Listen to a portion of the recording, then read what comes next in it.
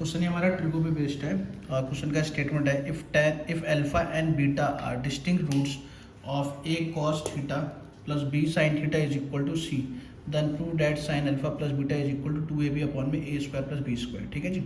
अगर alpha beta दो distinct मतलब अलग अलग रूट्स हैं इस इक्वेशन के, तो सबसे पहले अगर ये इनके रूट्स है तो इसको सेटिस्फाई करेंगे, है ना। लिखेंगे since alpha and beta are roots of a cos theta plus b sin theta is equal to c। तो इसलिए इस इक्वेशन को अल्फा बीटा सेटिस्फाई करेंगे, तो एक बार थीटा की जगह पे अल्फा आ जाएगा a cos अल्फा प्लस का b sin alpha is equal to c, और एक बार आ जाएगा बीटा, तो a cos बीटा प्लस का b sin beta is equal to c।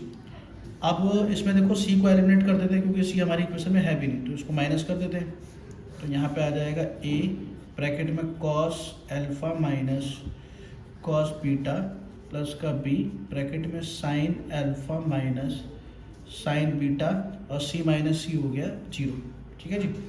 अब cos a minus cos b का फॉर्मूला होता है माइनस का 2 sin a plus b by 2 into में sine A minus B by 2 plus का B sine A minus sine B का formula 2 times of cos alpha plus beta by 2 into में sine alpha minus beta by 2 is equal to 0।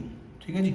अब यहाँ से एक तो 2 common आ रहा है और एक sine alpha minus beta by 2 common आ रहा है। Sine alpha minus beta by 2 ये हमने कॉमन लिया, तो यहाँ पे आएगा माइनस का a sine alpha plus beta by 2 और प्लस का b cos alpha plus beta by 2 is equal to 0। ठीक है जी। अब ये फैक्टर 0 होगा या फिर अलग फैक्टर 0 होगा। अब देखो sign alpha minus beta by 2 0 नहीं हो सकता, क्यों? क्योंकि अल्फा और बीटा डिस्टिंक्ट है, मतलब अलग अलग वैल्यूज ले रहे हैं। तो यहाँ से तो alpha is equal to beta आ रहा है, यहाँ पे हम लिख सकते हैं because alpha not is equal to beta, इसीलिए तो ये वाला पार्ट इक्वल टू 0 हो जाएगा। तो आएगा माइनस का a sine alpha plus beta by 2 plus का b cos alpha plus beta by 2 is equal to 0। ठीक है जी। अब इसको उस तरफ राइट में लेके जाते हैं, तो क्या आएगा b cos alpha plus beta by 2 is equal to a sine alpha plus beta by 2 sine upon में cos is tan beta by 2 is equal to b by a। ठीक है जी।